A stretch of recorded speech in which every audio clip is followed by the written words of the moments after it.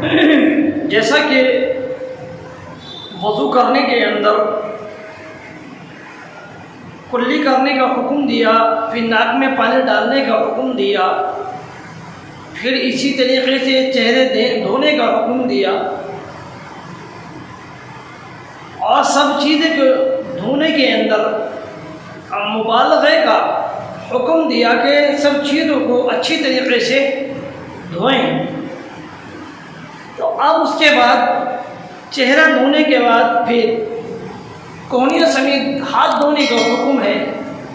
اب اس کے بعد فرما دیں کہ وَامْسَحُوا بِرُؤُوسِكُمْ، یعنی پھر آپ اپنے سروں کا مسح کرو۔ قرآن نے سر کا مسح کرنے کا حکم دیا ہے۔ بعض حضرات کو دیکھا گیا کہ وہ مسح کرنے کے اندر بھی مبالغہ استعمال کرتے ہیں۔ مبالغہ صحیح مسح کرنے میں کرنا چاہیے، نہ کہ پانی میں زیادہ کرنا چاہیے۔ بعض حضرات کو دیکھا ہے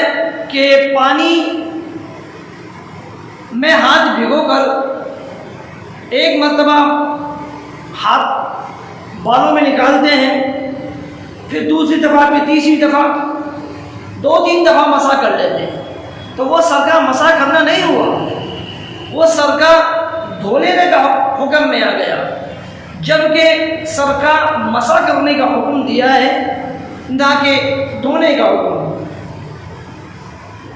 بعض حضرات کو دیکھا گیا کہ سر کا مسح اس انداز میں کر لیتے ہیں کہ سر سے پانی بھی ٹپکتا رہتا ہے، تو یہ دھونے کا حکم میں ہو گیا، نہ کہ مسح کرنے کا حکم میں۔ مسح کے معنی صرف چھو دینے کے ہیں، تو ایک ہی مرتبہ کریں اور اچھی طریقے سے کریں، ایک ہی مرتبہ کریں اور اچھی طریقے سے کریں، جیسے کہ حکم دیا گیا کہ سارے سر کے مسح کریں، پورے سر کا مسح کیا جائے۔ بہتر تو یہی ہے، لیکن اس کے اندر ائمہ کا اختلاف ہے۔ امام شافعی علیہ رحمہ فرماتے ہیں کہ اگر کسی آدمی نے سر کے ایک بال کے اوپر بھی مسح کر لیا تو فرضیت ثابت ہو گئی، اس کا مسح کرنا ہو گیا۔ لیکن اس کے برعکس امام مالک علیہ رحمہ فرماتے ہیں کہ پورے سر کا مسح کرنا پڑے گا، کیونکہ قرآن نے پورے سر کا مسح کرنے کو حکم دیا اور حضور علیہ الصلوۃ والسلام نے پورے سر کا مسح کیا، حدیث سے ثابت ہے۔ لیکن امام شافعی علیہ رحمہ فرماتے ہیں کہ آپ حضور علیہ الصلوۃ والسلام کی ایک حدیث ہے کہ اتى النبی صلی اللہ علیہ وسلم صباۃ القوم فبال وتوضع ومسح على ناصیہ۔ وہ فرماتے ہیں کہ حضور علیہ الصلوۃ والسلام ایک قوم کی کوڑی پر آئے اور آپ نے قضائے حاجت کی پیشاب کیا، اور اس کے بعد آپ نے وضو کیا، اور جب وضو کیا تو آپ نے اعلیٰ ناسیہ، ناسیہ کہتے ہیں سر کے اگلے حصے کو، پیشانی کے ساتھ لگا ہوا سر کا حصہ، یعنی یہ آگے کا حصہ۔ تو آپ نے فرمایا کہ آپ حضور علیہ الصلوۃ والسلام نے اعلیٰ ناسیہ یعنی اتنے حصے پر مسح کیا۔ تو اس لیے اگر کوئی آدمی، اس سے معلوم ہوتا ہے کہ حضور علیہ الصلوۃ والسلام نے سر کے چوتھائی حصے پر مسح کیا ہے، تو معلوم ہوتا ہے کہ اگر کوئی آدمی سر کے کچھ حصے پر بھی اگر مسح کر لے تو فرض ثابت ہو جائے گی۔ تو لہذا امام شافعی کے نزدیک چوتھائی سر کا مسح ہو جاتا ہے، یہ ایک بال کے اوپر بھی مسح کر لیا ہو جاتا ہے۔ لیکن امام ابو حنیفہ علیہ رحمہ فرماتے ہیں اس معاملے میں وہ درمیان میں ہے، وہ کہتے ہیں کہ اگر کسی آدمی نے چوتھائی سر کا مسح کر لیا تو وہ بھی کافی ہے، اور اگر اس نے تمام سر کا مسح کیا تو وہ بھی کافی ہے۔ تو لہٰذا بہتر تو یہ ہے کہ تمام سر کا مسح کر لیا جائے تاکہ اس کے اندر چوتھائی کا جب ہم چوتھائی سر کا مسح کریں گے تو دل میں یہ شک و شبہ رہے گا کہ پورا سر کے مسح کا حکم ہے، آیا ہم نے صرف آدھا ہی سر کا مسح کیا ہے؟ تو لہٰذا جب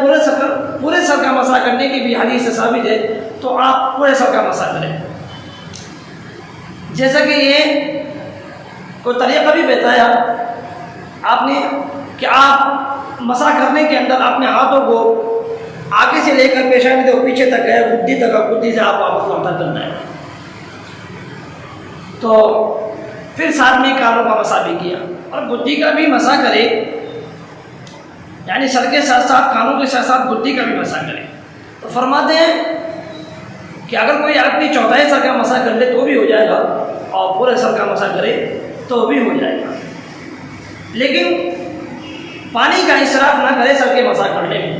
کیونکہ مسح کرنے کا حکم ہے، دھونے کا حکم نہیں ہے۔ جب یہ سر کا مسح کر لے تو اس کے بعد فرماتے ہیں وہ ارجلکم من الکعبین، کہ اپنے پیروں کو اپنے ٹخنوں سمیت دھوئے، پیروں کو ٹخنوں سمیت دھوئے اور اچھی طریقے سے دھوئے۔ اگر انگلیاں کسی کی زیادہ ملی ہوئی ہیں تو کھول کر انگلیاں دے کر اس کے اندر صفائی کر کے اچھا خاصا مبالغہ کر کے جب پیروں کو دھوئے تو معلوم ہوتا ہے کہ جب ہم نماز کے لیے وضو کا ارادہ کریں تو سنت کے مطابق صحیح طریقے سے دعاؤں کے ساتھ پانی کے اسراف کے بغیر وضو کریں۔ ایک مرتبہ دھوئے، دو مرتبہ یا تین مرتبہ دھوئیں۔ 3 مرتبہ سے زیادہ دھونے کا حکم نہیں ہے، کیونکہ اگر ہم 3 مرتبہ سے زیادہ دھوئیں گے تو وہ پانی کا اسراف ہوگا۔ ہاں اگر بدن پہ کوئی چیز لگی ہوئی ہے تو اسے صاف کر کے اس کے بعد دھو سکتے ہیں، البتہ بغیر کسی ضرورت کے 3 مرتبہ سے زیادہ اگر دھوئیں تو وہ اسراف میں مانا جائے گا، یہ فضول خرچی میں مانا جائے گا۔ جبکہ یہ حکم ہے کہ اگر آپ دریا کے کنارے پر بھی بیٹھے ہوں تو پانی کا اسراف زیادہ نہ کریں، پانی کا زیادہ خرچ نہ کریں۔ تو لہذا ضرورت کے مطابق پانی کو صرف کریں اور صحیح طریقے سے وضو کریں، وضو کے آداب کے ساتھ کریں، سنن و واجبات کا خیال رکھتے ہوئے وضو کو پورا کریں۔ اچھا، وضو کے آداب دھونے کے اندر اس چیز کا بھی خیال رکھیں کہ پیدل پہ دھوئے، لگاتار دھوئے، ایسا نہ ہو کہ ہم ایک اعضا جب ہم دھو چکے اور دوسرے اعضا کو ہم دھو رہے ہیں تو پہلے اعضا خشک ہو جائے، یعنی ہم پیدل پہ دھوئیں، ایک اعضا کو سوکھنے کا، خشک ہونے کا موقع نہ دیں، ترتیب کے ساتھ پیدل پہ دھوئیں۔ اگر ہماری وضو ناقص ہوگی تو ہماری نماز کے اندر، عبادت کے اندر خشوع و خضوع پیدا نہیں ہوگی، اور ہماری وضو صحیح ہوگی تو نماز میں خشوع و خضوع پیدا ہوگی۔ تو لہذا ان باتوں کا خیال رکھیں، دھیان رکھیں۔ وضو کرتے وقت جو سلام کرنے کا حکم ہے وہ سلام کرنے والوں کو چاہیے کہ وہ وضو کرنے والوں کو سلام نہ کریں، احتیاط برتے۔ اگر کسی حساب سے سلام کسی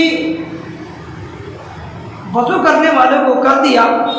تو وہ جواب دے دے، اس کو جواب دینے کا حکم ہے، کیونکہ جب اس نے سلام کیا تو اس کا سلام کا جواب دینا واجب ہے۔ اگر وہ وضو کے آخر